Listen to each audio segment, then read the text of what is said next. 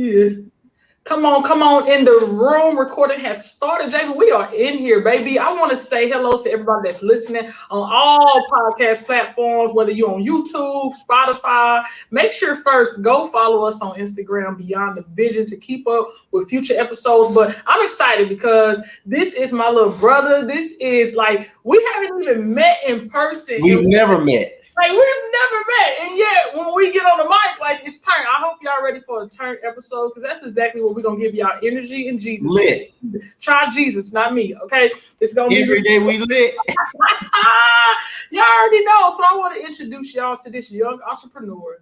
He's been through so many challenges growing up and said, you know what, I'm still not going to let my environment dictate my future. He done took over his future. He got pictures with TD Jakes, Steve Harvey, just multiple people who's really planted seeds into his life to the man he is today. And, you know, everybody got a grandmama that prayed for him. Best believe my grandmother prayed for me. I was thanking her the other day for praying for me, because sometimes, boy, if my granny didn't introduce me to the kingdom of God, I'll be really coming for grace and mercy, because I was a mess. I mean, I still am. You know, he's still cleaning me up. You know? I don't even want to know where I would be. See, I don't even want to know. I don't want to know, but I'm excited, Javen. Go ahead, tell them a little bit about you and who you are and how to connect with you, and then we're going to dive right into this thing. All right. Well, hello, everybody. I'm just Javan. Boy, I'll tell you what, don't act humble today. Don't act humble today.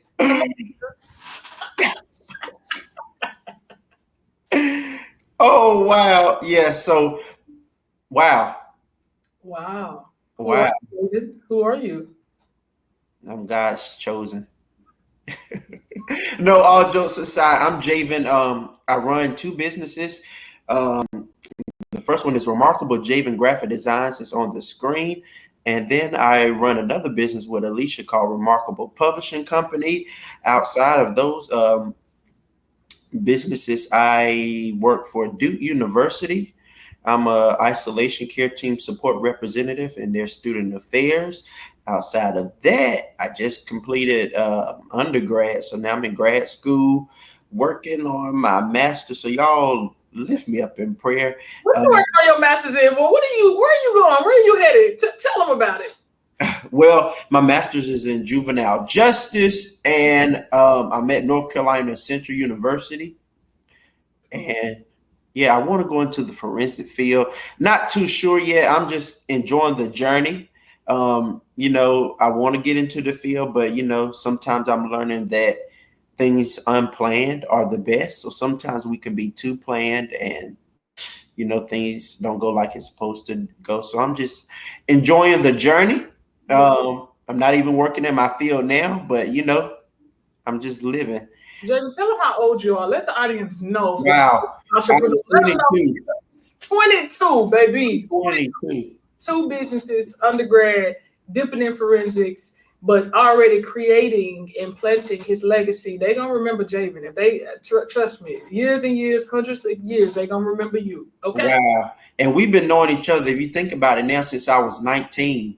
Wow. No, 18.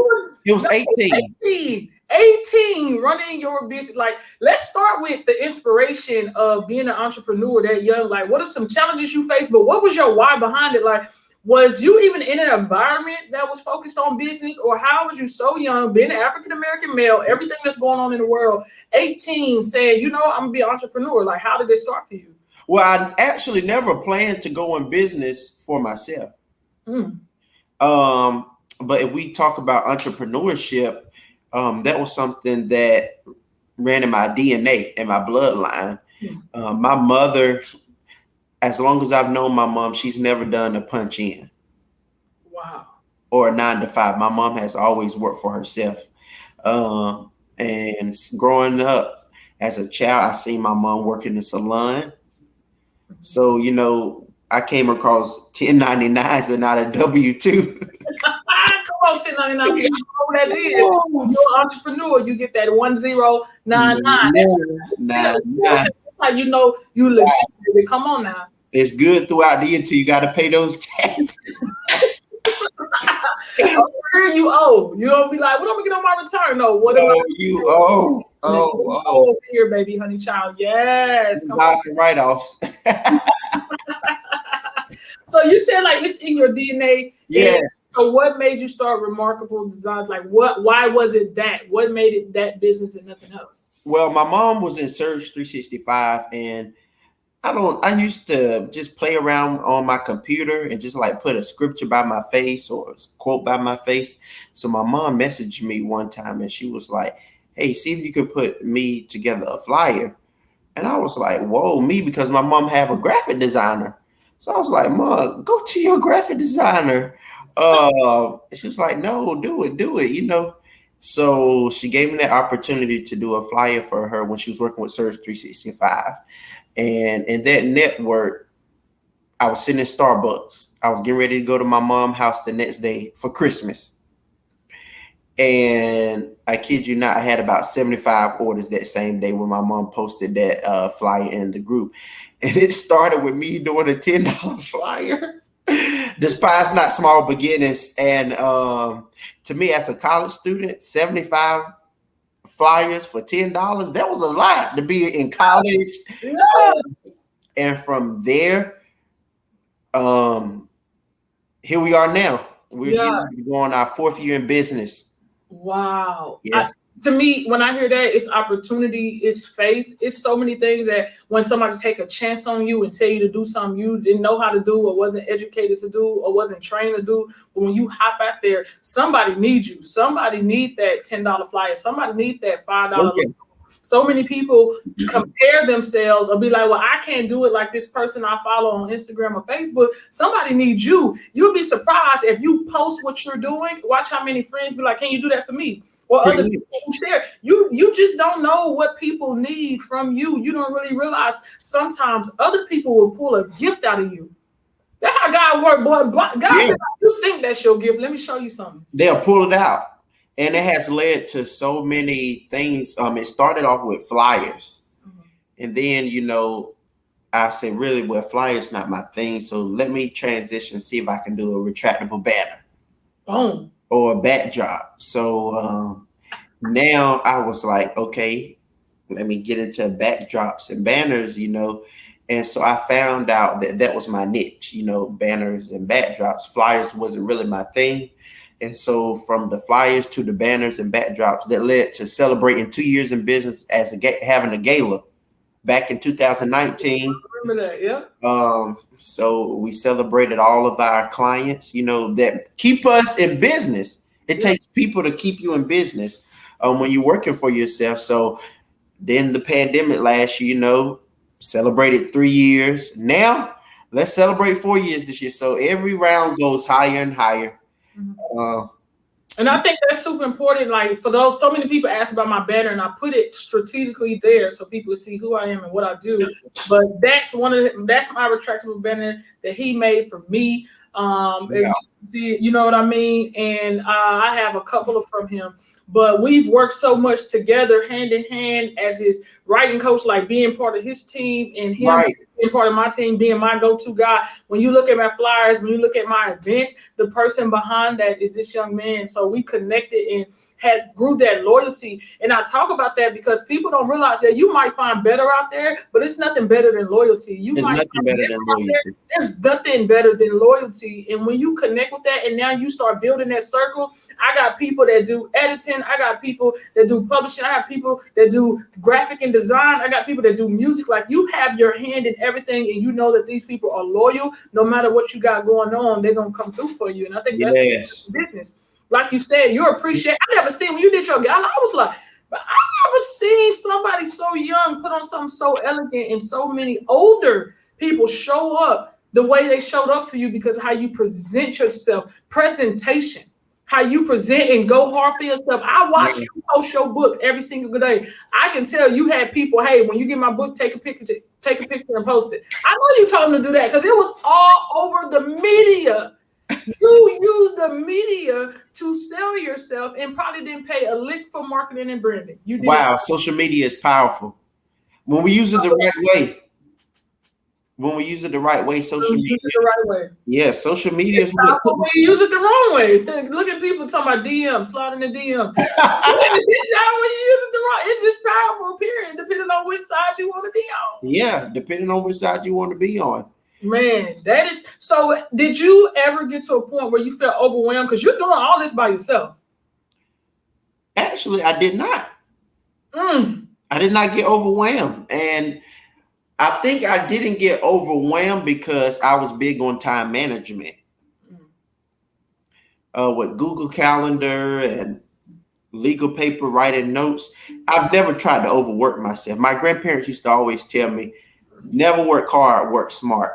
There you go. And I think that has kept me balanced. Yes. When you find balance in time management, everything will be precise. Mm. They have a way of flowing. So, I have not really got overwhelmed. With that at all. Man, I mean, I want to go into this next pillar and talk about your book, that really explains how your wealth is truly in your hands. And one, I want you to talk about the origin of that and what that means to you, and what do you expect people to get out reading your book? Like, what made you? I remember when we first got on the phone and we started talking about it, and boom, less than 3 months later, we was popping out a book. Yes. So it's ironic, the story behind the book. I was going through a hard situation in high school in 9th grade. I went through a transition, and I would call my grandmother on the back of the bus, and my grandmother would tell me every time we got off the call, son, your wealth is in your hands. I'm like, what is she talking about? She would always say, the ball is in your court. Because with the situation I was going through, I was trying to navigate. And she basically told me, if you want to get out of this situation, it's on you. Yeah. But and still, I'm thinking, how does that correlate with your wealth is in your hands? It doesn't, I was trying to make it make logical sense. Like, the wealth is in my hand. And she would always say, get the writing. Wow. I'm like, wow, what is she talking about? This was in 2013. Mm-hmm. And she told me, get the writing. So it wasn't until January 2019,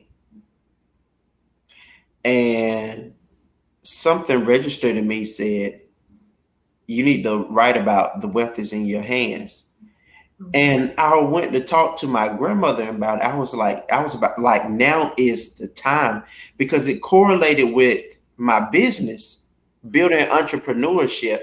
But I was like, how do I correlate this in my story? So that book talks about building entrepreneurship.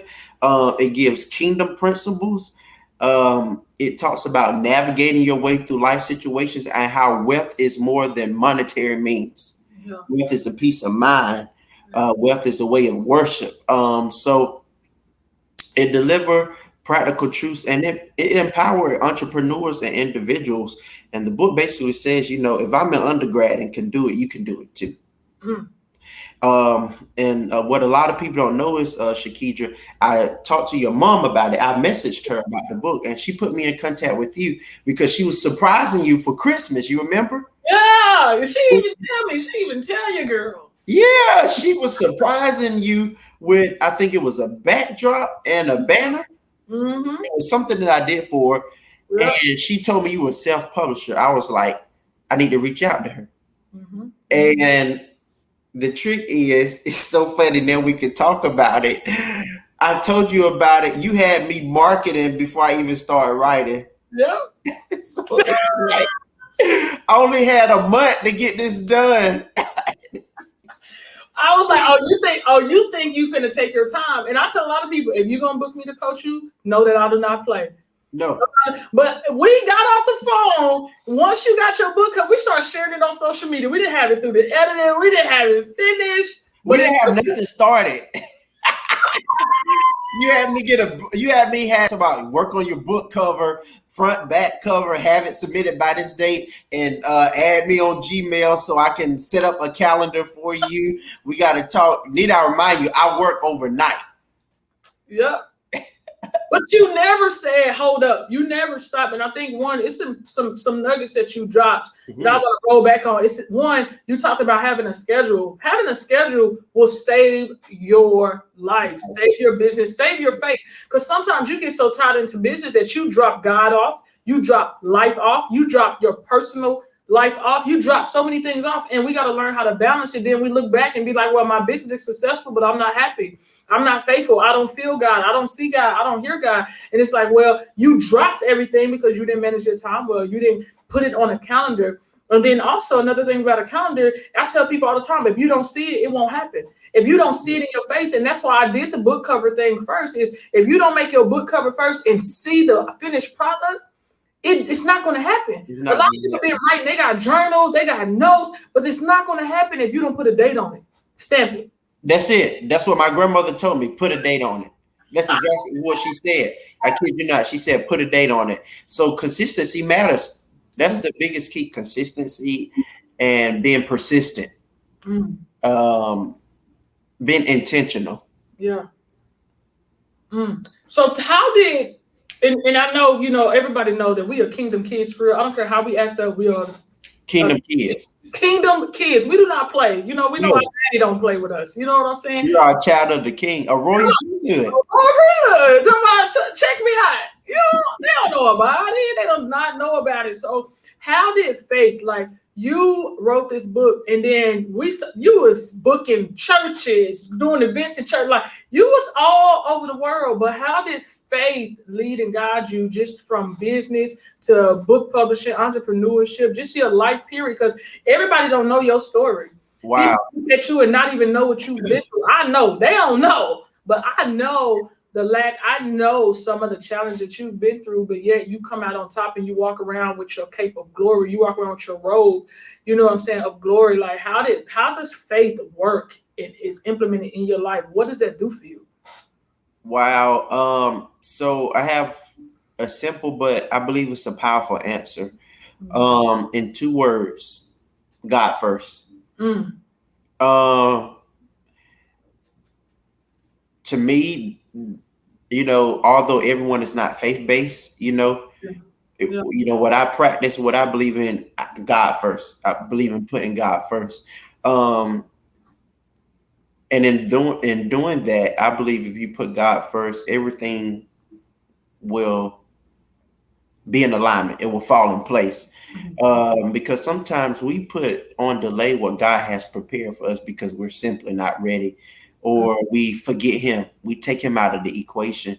So when I put God first, he let me know he would give us the desire of our heart. Yeah. So he gave me the strategies. I asked God, give me the strategies on how to market. Give me the strategies on how to sell the book, how to present the book, promote the book. And he did just like that. And when you say faith, I had faith, but I had to do works as well. Like, faith without works is dead. So I had to do like 1 + 1 so I could get 2.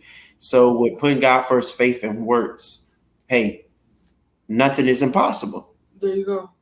And I think a lot of people forget that because they'll spend a lot of time in prayer and fasting and submitting themselves. But then God says, now you have authority. I've given you the key. I've given you resources. I've given you everything. Go do something with it. We're like, God, I'm waiting on you. And like, waiting on me for what? We already talked. What are you waiting for? I gave you permission. A lot of people think God gonna give you permission. He gonna give you the provision. He gonna give you everything. He gonna give you the step. He gonna give you the order. He gonna give you the finish. We think that when you give me everything, then I'll move. And he like, no, I've given you step 1. I've given you the pre-step. I've given you something to work with. I need to see how you're gonna deal with what I gave you to work with first. Wow.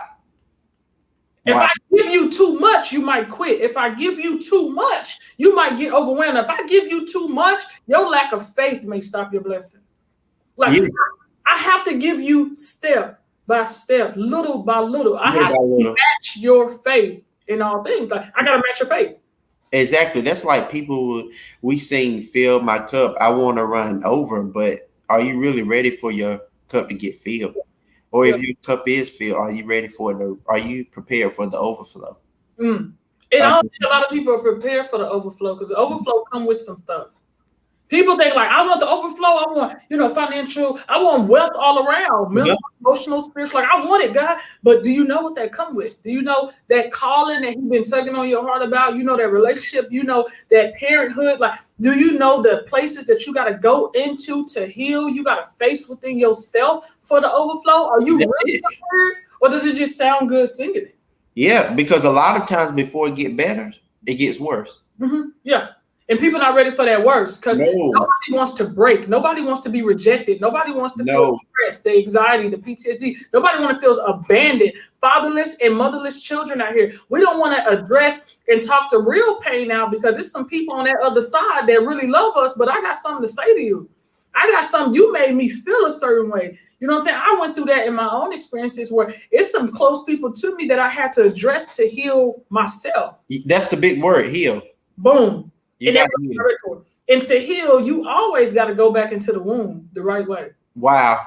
You got to go back into the womb. You got to let the healing begin. Uncover it. A lot of people think that if I keep it covered, that's healing. No, it's when you go back into the wound and you're able to heal that wound from the inside out and understand when you look at that scar, you don't see a wound anymore. You don't see it anymore. Healing and suppress is two different things. Yep. Wow. Come on, somebody. They not ready. Listen. That was phenomenal. We don't have people shouting on the other side of the line. I do not know what's going on. So now that you're in this place, like where God has you, and I think one, you're so humble. You're the most to be so young and inspirational. And I remember the time I called you and I was like, hey, I want to come see you. And you like, I ain't going to be here. I'm going to the Steve Harvey show.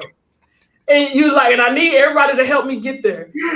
I was like, baby, you got dreams. What do you need from me? Let's go. I wish I could make it there with you because you was like, I need to get there. I don't care what I got to do, but I need y'all to understand I need to get there, and y'all need to make sure I get there. It's like the ambition that you have, and how many people believe in you because you believe in you. Wow. And I think people don't understand how you wear your faith about yourself, how you wear your confidence will have people buy into what you're buying into. That is funny because I do not remember you telling me you were coming to see me, and I was like, I'm not going to be here. But I believe I said that though. Yeah, and I was like, I'm about to transfer. I'm gonna come see you. We haven't met. Like, I'm gonna come see you. You're like, I'm going to Steve Harvey.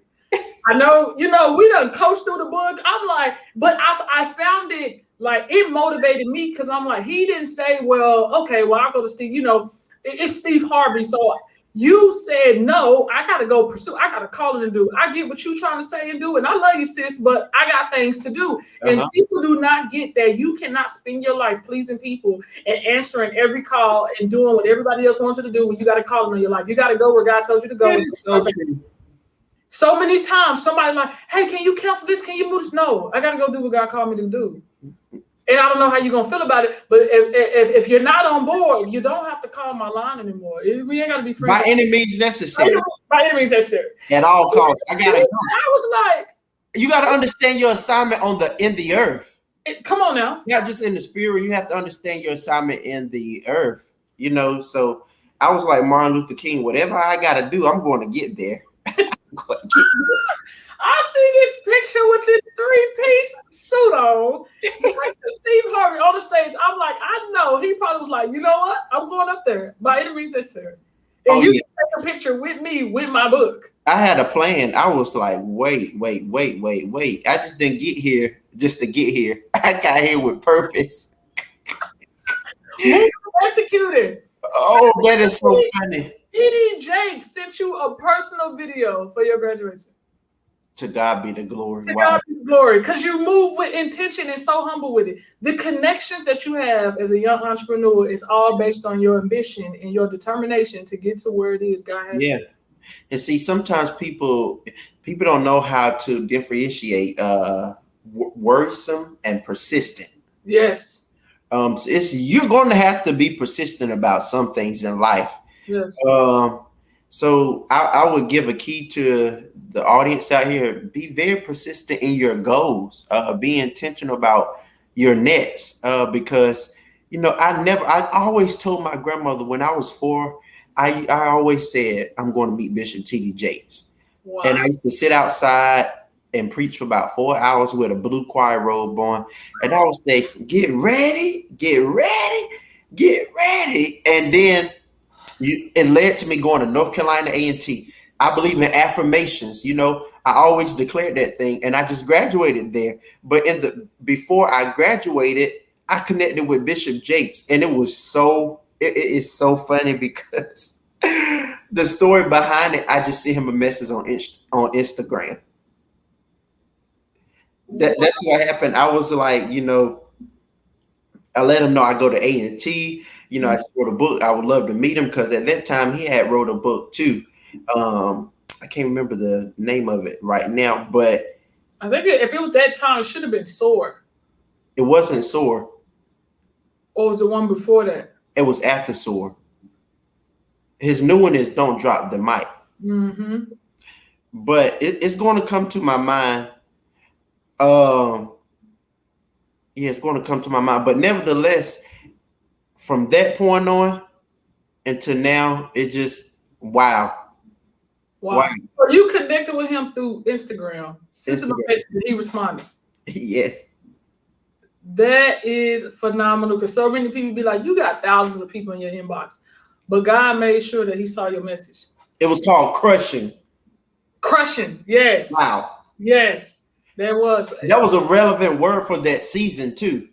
Yeah. Wow. Yeah. T.D. Jakes been around for so long. I watch him, in the mornings now. Like I haven't been inside a church building in over a year now. Wow.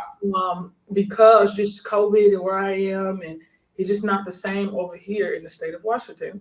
I'm ready to go back down to the South. But it's, watching him over the years and growing up in Dallas and seeing how he's grown in his ministry, and he's just a realist. He's relational. His children. Very relational. He's not a sinless man, but he puts his life and his children's life out there on a platform for everybody to see and stay. But I'm still love. I'm still, what God and who God called me to be. And I truly believe that's why God blesses him the way that he does. And I've sent both of my books to T.D. Jakes, and I've got a response. I've got a letter in the mail. Yeah. You know what I mean? Like they truly are genuine. But I think the biggest thing to take away from that from the audience is you got to take a chance on yourself. You have to take a chance on yourself, and you cannot be afraid of rejection or failure.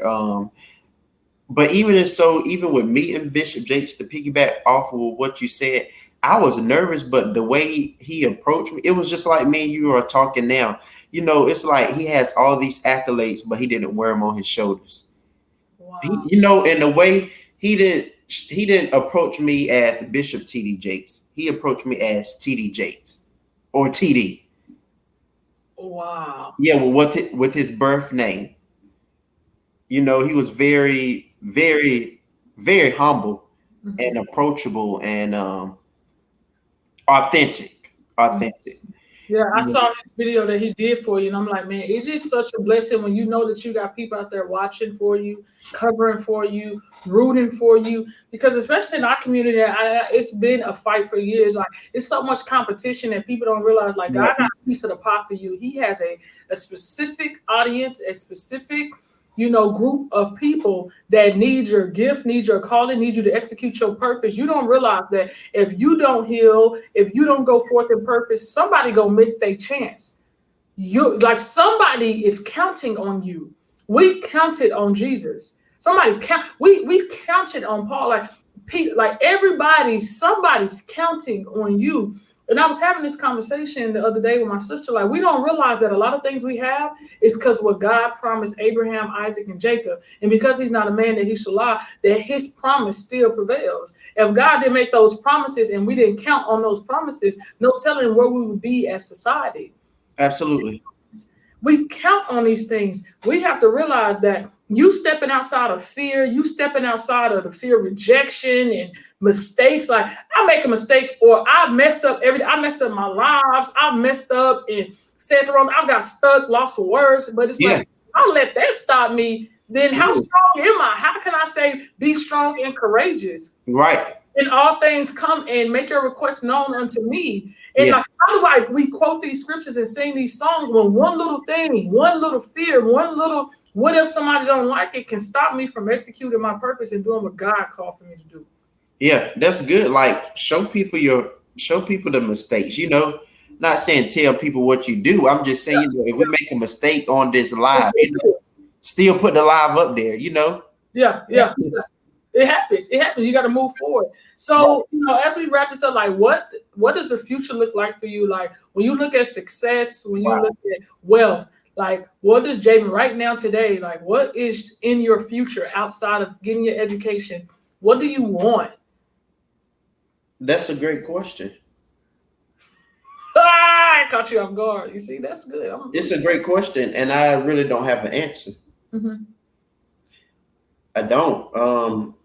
Yeah, because it goes back to what I was saying at the beginning. You can prepare for things or plan things, and it just not go as planned. So I guess for my future, I'm working on building legacy. Wow. Yeah. And I think that's something everybody wants to do, but everybody don't know how to do it. Absolutely. So I'm not even thinking about a career, I'm content. There you go. Come on, somebody. Yeah, I'm content. So I'm just working on building a legacy and I'm living life. What's in my future? I got it. Getting on planes, going to Dubai. Come on. It's coming. Yeah. Puerto Rico. I'm trying to buy real estate in Dubai. Holla at your girl. I'm trying to have a getaway house in Dubai. Absolutely. I retire in 7 years, and I'm telling you, it's not going to be one place on this planet that I do not go to before God call me home. Wow. I'm having tiptoeing, dancing, praising, doing the stinky leg, everything else like TikTok. And I'm not going no time soon. Come on, somebody! I got too much to do. So I got too much to do. Like every time somebody comes, I got too much to do to be playing with y'all. Like I know I ain't done yet. Yeah, you have life insurance, guys. Come on, get your page too, please. I have life insurance that's eternal. Like it don't even go nowhere. It ain't no cap to it. It ain't no 75, 2,000. It ain't no cap. You got eternal life. It's just all existing. It come with all types of benefits, crowns, streets of gold. Like this life insurance policy is something else. Like you can read about it for real. But I think the biggest thing is understanding that no matter what happens today, no matter what happened yesterday, one thing we got to keep in mind is we got to keep living. Life is a roller coaster. You're going to have your good days. You're going to have your bad days. You're going to have your mountaintops. You're going to have your valleys. You're going to have everything in between. One thing you have to know is that you have to keep living. One thing you really have to understand is other people got to keep living too. So in the world that we're living in, we don't know where people are. Kirk Franklin, when him and Steve Harvey, they said it the best is you never know where people are in their sanctification process. Mm-hmm. And so we got to watch how we judge. We got to watch what people go through. So don't put preachers and just because we got a title, don't put them on a pedestal or think they got to be perfect. Don't let anything run you away from building your walk and your faith in God, because it's you and him at the end of the day. No matter what, you won't answer for nobody else. You will answer for yourself. I agree with you. Come on, somebody. Well, I'm excited. I'm glad we like to act up. So always I was excited when you was like, come on in the room. Come on, Glory. We're not gonna get you to singing on here, Deacon, because I will. I'm gonna call your grandmama and tell you ain't trying to let the crowd hear you sing that note that he taught you in church on Sunday, 10 hours after the first service. Okay. Wow. Hey, because when you go with grandma, your whole Sunday is gonna be in church. You know it. And Wednesday and Friday. Luckily, I didn't grow up like that. Yeah, I didn't have it that bad. My mom had us. It wasn't like that for us. My mom just had us like church started at 7. We was in the pew by 6, and it's just like, why are we the only ones here? Like, why are we here this early? I don't understand. She did not play. Get the word and let's roll with it. But my grandmother told me, just how she grew up, Kojic and just different denominations. But the thing about it today is you got to find what works for you, what church, what ministry works for you, what denomination. But at the end of the day, just make sure that you're building a authentic relationship with God, not a gimme relationship, but an authentic, not a request and ask all the time, but an authentic relationship in faith, and be okay with that. Absolutely. So y'all connect with Javan. He dropped a lot of gems. Follow him on social media. His name, for those that are listening on audio, go on YouTube, watch this live event. This is episode 13 in the game. Thank you, Wow. the podcast. 13 episodes. I just launched this a couple of months ago. It was a vision God gave me. So I'm excited. Episode 13, Remarkable Javan at gmail.com or Remarkable Javan Graphic Designs on Facebook, or just hit me up. I'll link you with him. You know, I like giving him referrals, you know, but I like to keep him, you know. Coach Roberts. Coach Shakia. Her Grace. Hire you an accountability partner. Come on, somebody.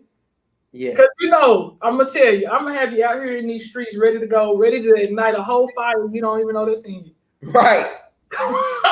Well, I thank you so much, David. Thank you for spending time with the audience today. You dropped some gems as usual, my brother.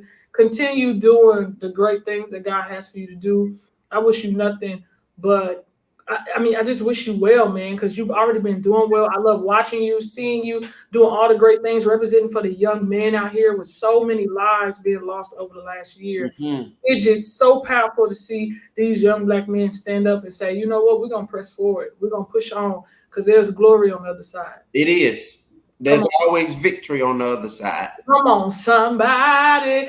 All right, y'all. Until the next time, y'all continue going beyond the vision. Stay focused, stay relentless, stay powerful. Understand that you have to spit those words of affirmation every single day, even if you got to spit it until you believe it. Keep spitting, keep firing it off, and keep understanding that there's always something beyond this point. Keep going beyond the vision, y'all, and we will holler at y'all next time.